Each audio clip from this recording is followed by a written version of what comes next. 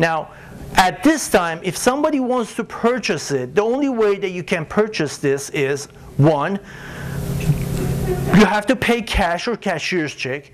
Number two, you cannot see the house because still there's a homeowner in there. Number three, the most important thing, you cannot even inspect the house. And when you pay that cashier check and you signed it, there is no contract and go through the title. Title is gonna change. This is sold. I mean, there's no way turning back from it. Now, if the bank is, if the court representative is standing there and going 200,001, 200,002, and somebody is there and says 200,001, what do you think the bank representative is going to do? Sold. Thank you. That's it. We're done. And guess who gets that extra $1,000? The homeowner. Way in the back. They send him a $1,000 check. Now, what happens if somebody there and says 195,000? What do you think the bank representative is going to say? Who said sold? That's right. They have a little window. If somebody's there, have a cashier check for 195. Take it. Don't let that person out of that room. Take that money. They will sell it right away. But the thing is, you bought it and you have no way of changing that. There's no inspection done. Nothing. It's a done deal. That's final. Now, at this time, on the first Tuesday of the on trustee sale, you'll be finalizing that property. But there is one more thing happens in the pre-foreclosure. Now, how many of you guys, I know you all have heard of this, how many of you guys have heard of short sales? See, keep those hands up, keep those hands up. 1, 2, 3, 4, 5, 6, 7, 8, I think 9, yeah, 10, there's 10. See, lots of people, they have heard of short sales. And when I asked them how many of you guys bought a property in HUD or foreclosure and all that, there only was 2 hands went up. But everybody has heard of short sales. Now I'm going to explain what short sales are.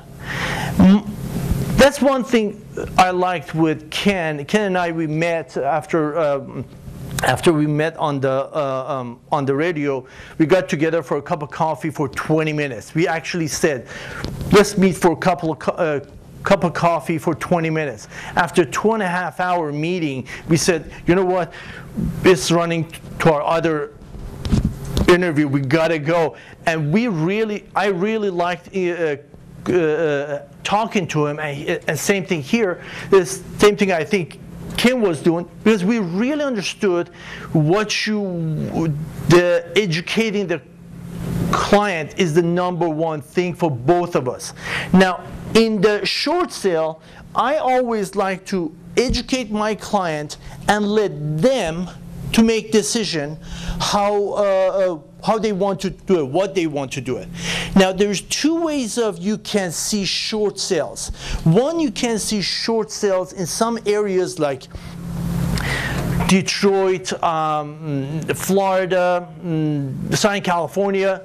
The whole area has gone down. First of all, let me just say it this way. The short sale is when your loan amount is higher than the value of your property. That is the time the short sale happens. Everybody buys these homes, let's just say $350,000. The whole area sits back, like Florida, Detroit, Nevada, especially in Las Vegas, Southern California. Now the same area are selling it for like $250,000. Guess what? You got $340,000, $320,000 loan on this, and the value of your property is $250,000. We got a problem.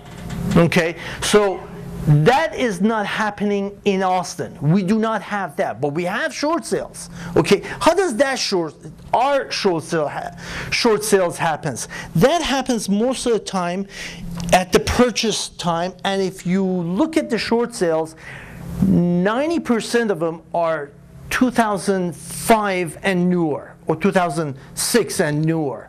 What happens? They're purchasing a property for $200,000.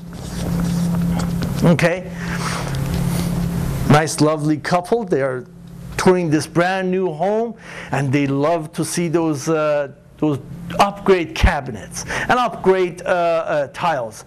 Oh, we cannot pass those curtains. Sure, we have to get those curtains and the railing on the staircase. We really want those. So all of those, what happens, adds to $15,000. This is upgrade.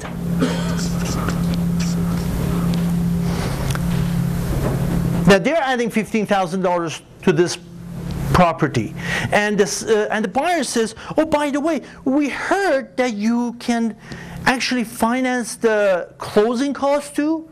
"Sure," Mr. Salesman says, "no problem. We'll finance your closing costs too. That will be only $10,000. Let's say we'll add that to the property too. If you have kids in a college or something like that, no problem. Let's throw that on the top of this also." So now we got what, $225,000 of loan amount. What's the value of this house? Thank you. Just because I pay $6,000 for the shutters in my house did not go up $6,000. I know that too. I just like it. All these new stuff that we just added, it just didn't increase the price that much. The value of your house is $200,000. Is there any problem with this right now? No. People are going to their work, they paid their mortgage payment. Eventually, this property will come in and will surpass, the value of this property will surpass this as they are paying off their mortgage as well.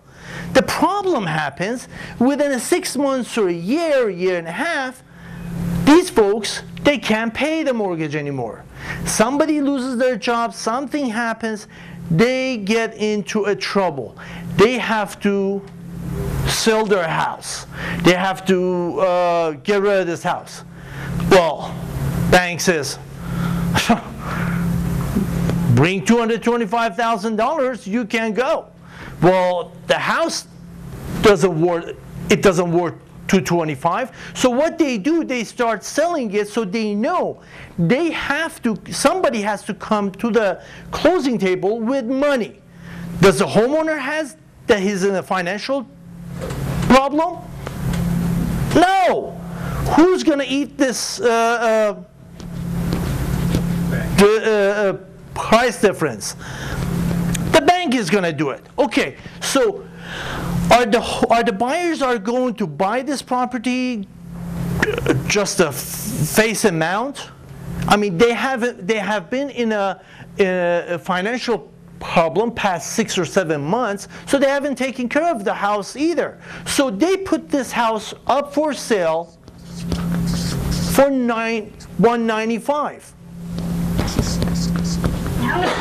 Now, this, as far as the seller and the bank concerns,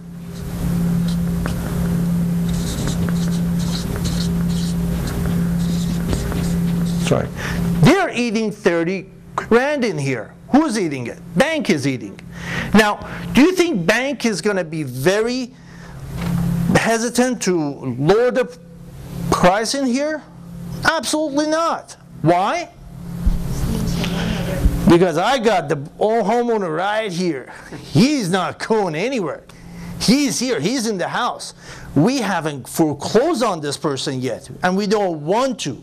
And what they do, if they even sell this property at $195,000, the bank turns around and